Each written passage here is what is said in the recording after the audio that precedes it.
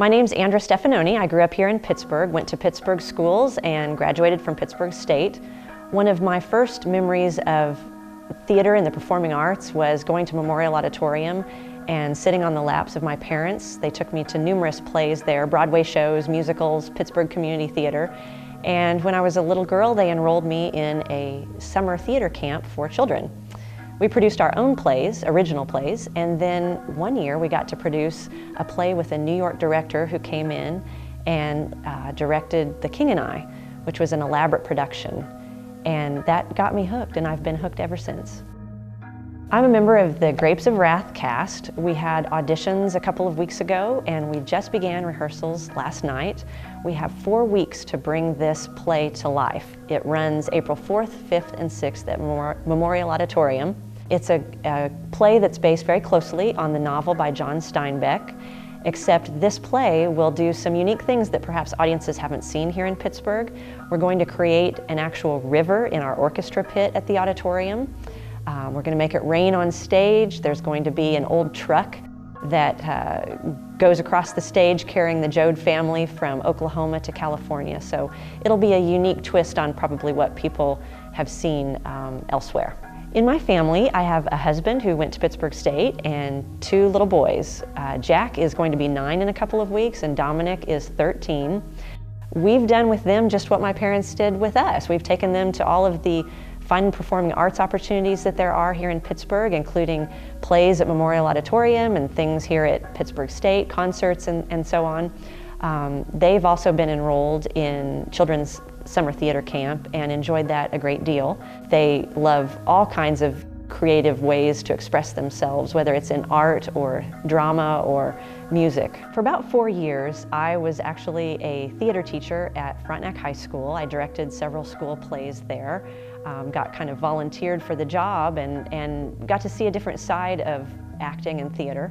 The disadvantage to that is the long hours and the dedication it takes to make a play become reality.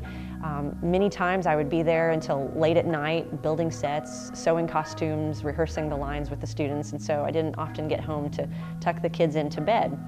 That's the case when they've been involved in theater as well. You know, we had a play that just finished up last week, and there were nights where we were at Pittsburgh State until 10:30 at night. That's several hours after their bedtime. So it is very demanding, and it does mean that you have piles of laundry piling up. It does mean that sometimes you don't get nutritious meals that you had hoped to be able to cook.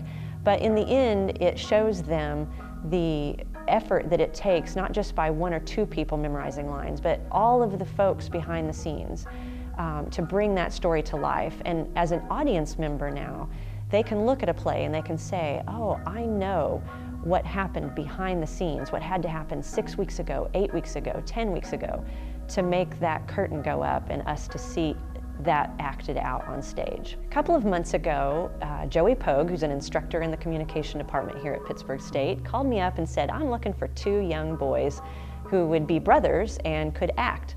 And he had heard about my sons from a couple of people who knew them from previous performances. The 3 of us had been in The Wizard of Oz last summer at Memorial Auditorium. And evidently they made enough of an impression that he wanted to give them a try. So he cast them as 2 brothers in The Enemy of the People.